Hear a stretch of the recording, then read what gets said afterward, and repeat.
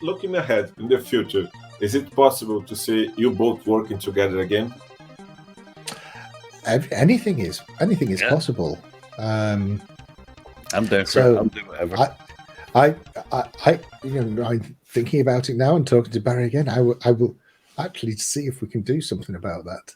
Yeah, but you have been a long time without contact, right? Sorry? You have been a long time without contact, right?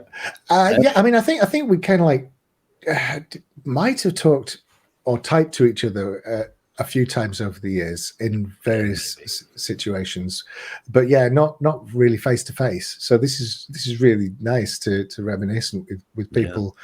I mean, you don't get to meet the people who experience the same kind of things you did back then. It's a so fast. I mean, 5 years and everything went from 0 to 100, and yeah, we're gone.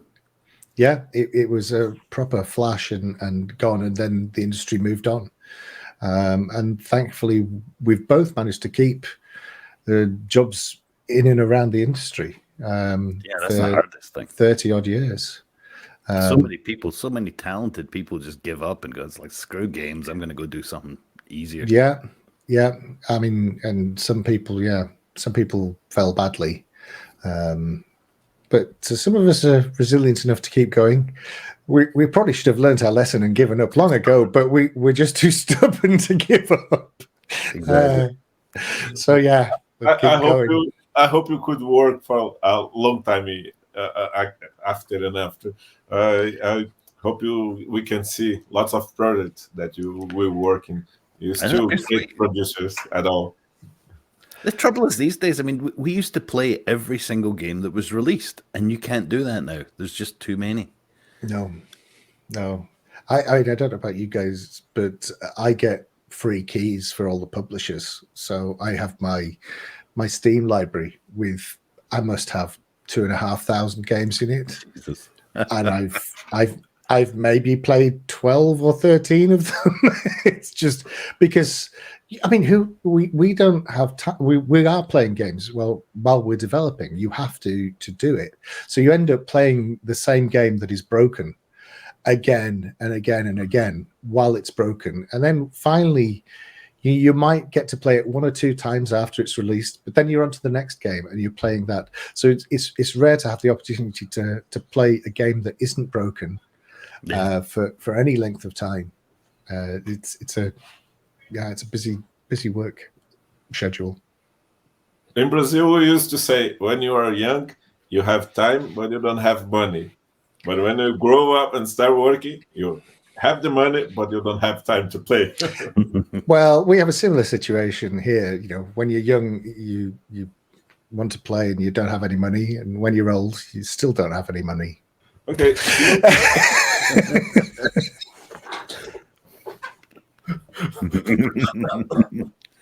People always ask me that, like, why didn't you play Top Gear on Nintendo? Like, who could afford a Super Nintendo? Oh, these things are expensive nowadays, right? Oh yeah, they are. More expensive than a PS5. I've seen. It's not quite easy to find it. Looking ahead for the future, which projects can we see Barry Leitch's name? The only thing I've got going on is a little indie game called Blow It Up, where we're trying to come up with mechanics to make the game fun. We can blow stuff up, we can create things, but it's like, how do we make a game out of this? I mean, the graphics are great. We've got to decide on a story for it or something. Okay, and Mr. Rich, where can we find Ritchie Brannan's name in the next steps? Well, I must check that I am actually in the credits of these games. But obviously, Saints and Sinners in VR, Saints and Sinners Retribution in VR, and another title that will probably be coming from Skydance Interactive, also in VR, but has not been announced, so I can't talk about it. You'll probably see my name on games, obviously, for the Quest 2, for the Pico, for the Sony PS VR 2, and we'll see where it goes from there. And I do the occasional thing, which is not necessarily games. Sometimes I just work for tech, and I do a little bit of teaching for universities as well. Can we see a personal project soon? Well, I will share with you a link to my rather old demo, and you can have a see and see whether you think it's worth sharing. But at the moment, it's very much I'm trying to pay for my pension, so I'm working for other people rather than doing my own project. But once I am retired, do you think about crowdfunding the project?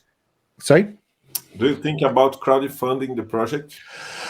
I have wondered about it, but in terms of my personal profile in the industry, I'm not super high profile, so it's quite difficult to actually raise the kind of money that I would actually need to be funding this and still be able to make sure that my family was looked after properly. I believe this community that was watching this now shall ask for this. Please tell me in the comments, would you funding these guys to make a huge project that is focused on fun, not on money? Do you be with me? Well, that would be good. Okay. Interesting, yeah. If you want to say some goodbye and say something, feel free. Yeah, absolutely. Okay, just make yourself at home. Well, I mean, I tell you, it's been nice to be contacted. It's nice to be able to talk to the people who follow you, your listeners, and the people in Brazil, and wish you all the best. And I'm so glad you enjoyed Top Gear and the Top Gear series. It's been a pleasure for me to find out how much it has helped other people or added to people's lives. Something that was done so very long ago, in a very small period of time in my life, and to have it affect people is really nice to know. I mean, so much of what we do, a lot of the time, we're just sitting there looking at a screen, looking at technology, and you don't really get to connect to the people who played the games. Sometimes because you're not allowed to, because people want to protect things. Which is understandable, but yeah, Top Gear was that exception where it has made a difference to people. So thank you for everybody, to everybody. Mr. Barry? Oh yeah, thank you, definitely. I mean, it's been amazing, the response from people, hearing how much they enjoyed the music, how it affected their lives, how it can instantly take them back to a time when a simpler time, sometimes some call it. So it's always lovely to hear the stories. I'll share with you on personal experience with my father. He just never play games. He is not like the gaming people. He used to work, and when I wake up, he was at the company. When I was going to bed, he's still not home, and I can barely see my house. Then, when the first time I just picked Top Gear's cartridge, put in the console, and start playing, he came in at home, he heard the song, and said, "What's this?" I said, "It's a new racing game called Top Gear. May I try it?" "Yes, you can." Then he started, push the buttons, feel the vibes, and start playing. Then he asked, "Can we play it together?" I said, "Yes, we can." We just played for straight 4 hours. My father haven't dinner, haven't take the shower and take off his clothes. And he just played for the very first time in my life with me for this long. And then it have been increasing the amount of gameplay together since the first, the second, and the 3000. He played with me for several months, almost 2 years. And it was a life-changing experience for me. And I have to be thankful with you both that have gave me this experience, this familiar change, and it approached me to my daddy. And I have to thank you. I believe most of the people who is watching this have some similar histories to share with us. Okay, please tell us in the commentary. Yeah, that's a lovely story. Thanks. Yeah, that is remarkable, amazing. So little, yeah. So little we do feels like it makes a difference, and to know that it did is just amazing. I have to thank you for your attention. I hope these guys around here who are watching us want to ask a lot more than I did, but it's quite a pressure to be in front of huge figures like you both, and I'm happy to have this experience. And I want to really know if can I play for a little time, just one track, if it's possible, with Mr. Ritchie. We can try, but as you know, there's a bit of lag, so that's my excuse for not winning. This is serious business here, Ritchie. You can't let the side down. Well, I used to be unbeatable at this game, but that was a very long time ago. Don't worry. I will try to play it fair, and I don't want to win with lag or anything. I want really to. No, I'm just making excuses with the lag. It's just that we can always play best of 3, right? I can look up his IP address and start flooding it if you want. Let's do it. Joined. There we go. We just wasn't updating. Actually, I've got fun trivia for you guys. Do you know the president of Brazil tweeted some stuff whenever he does a story about they'll fix some roads or motorways or something? He'll tweet a video and they'll put the Top Gear music in it. The president of Brazil does this, which is insane. To have that reach from this. Oh, Rich. Right, I am in. Are you on? I am in. Yes. Okay. This? Yep. Okay. Ritchie don't need no icon. He's gonna kick ass. Oh, wait a minute. We need to delete. Do I get to put money on this? Well, I know when I put my money, it wouldn't be on me.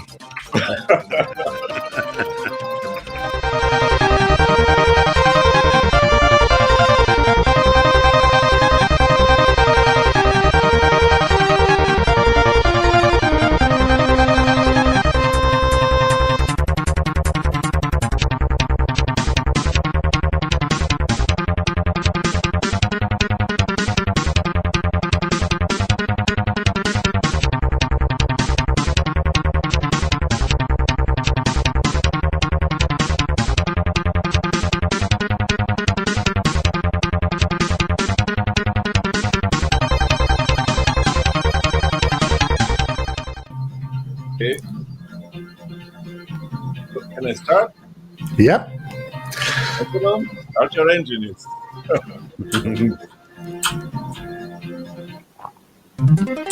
Agora vocês vão ver um momento épico.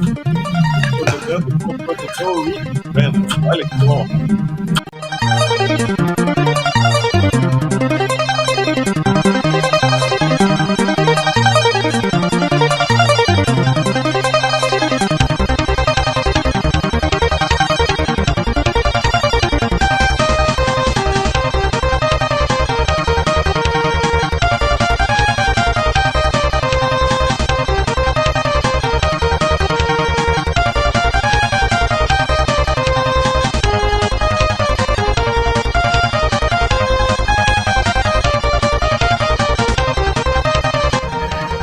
Embarrassing defeat. Oh my. I know you haven't been playing.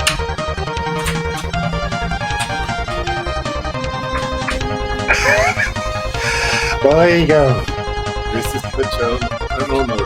I just can tell you. Oh, look, I faced 2 Riches. That's not fair.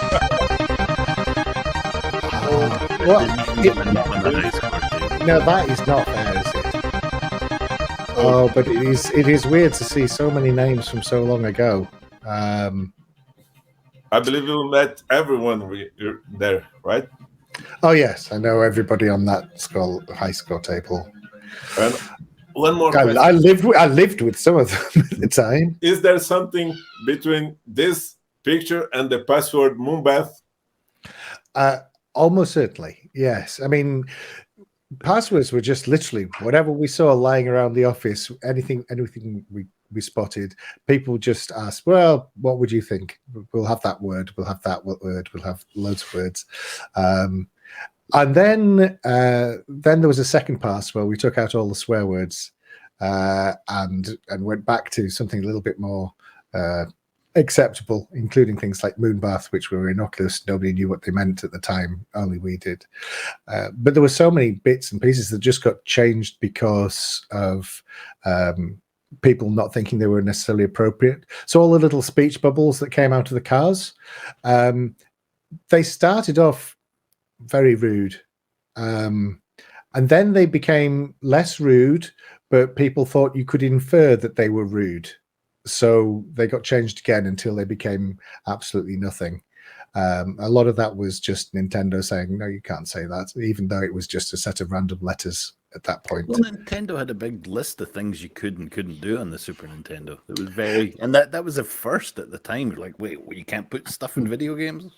Oh, yeah, it's so restrictive. But then there was also the unwritten list that wasn't even in the TCR's compliance requirements, and just got sent back. No, you can't say that. And Chemco also were quite restrictive in it, partly because they just didn't want to risk that something actually had a meaning somewhere else in the world. So you didn't want to accidentally say something that was going to offend people.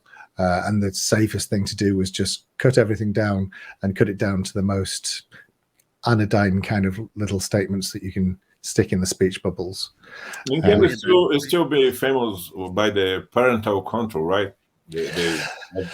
Yes, but I mean, there were definitely things that we could have, I think, safely have had in earlier that were much more amusing and weren't really offensive, and then that got cut really down, just because people didn't want to take any risks with a language that they weren't fluent in. And like I shared the experience with Mr. Brannan, I have one experience that you might know, who plays Horizon Chase has the experience, but Mr. Leitch, can you talk about this thing in the game when you just start the game on the first track and you literally draw a heart in the beginning screen. Then you look at it. It's amazing. Yeah, the Easter that was okay. So the music that plays there is like a music box rendition of the Top Gear theme, combined with there's a piece of music from a movie called Amelie, a brilliant I think Belgian or French pianist. Anyway, I can't remember. So, all right. So at the time, I was dating my now wife, and quite often in video games, we'd put little Easter eggs in, like the back of the billboards on Rush 2 or California Speed. We have a bunch of stuff written on the back of the billboards that people shouldn't read, but so we'd sneak stuff into games. And so I said to the Aquarius guys, I'm like, look, I'm planning on proposing to my girlfriend, is there any chance we could slip a wee Easter egg into the game somewhere, maybe just on the back of a billboard or on the front of the billboard, because they go past so fast people don't read them.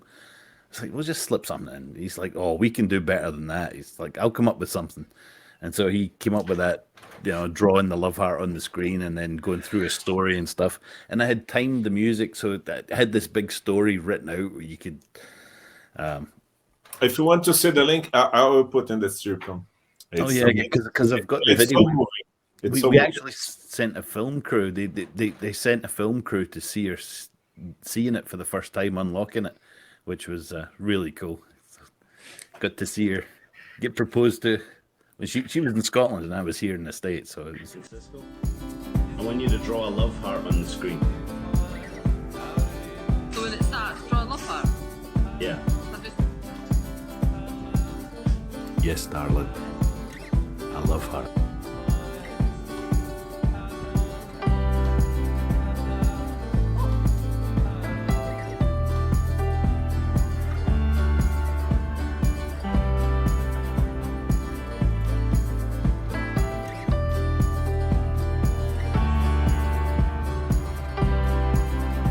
Karen, darling, will you marry me?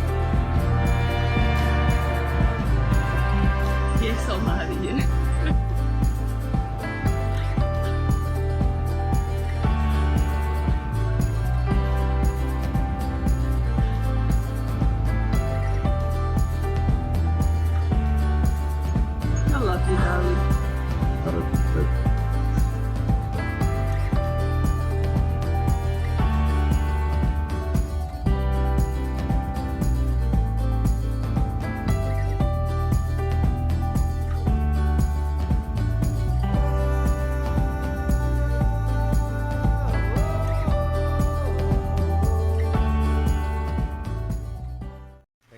Tá legal esse vídeo, não tá? Você quer deixar ele ainda melhor? Vamos começar a assistir esse vídeo em inglês, sem legendas? Que tal você clicar aqui embaixo, na descrição, no curso de inglês do professor Jonas Bressan, o método B-Way, por apenas R$ 497, ou 12 vezes de R$ 49,70. É mais barato do que uma pizza aqui na minha cidade.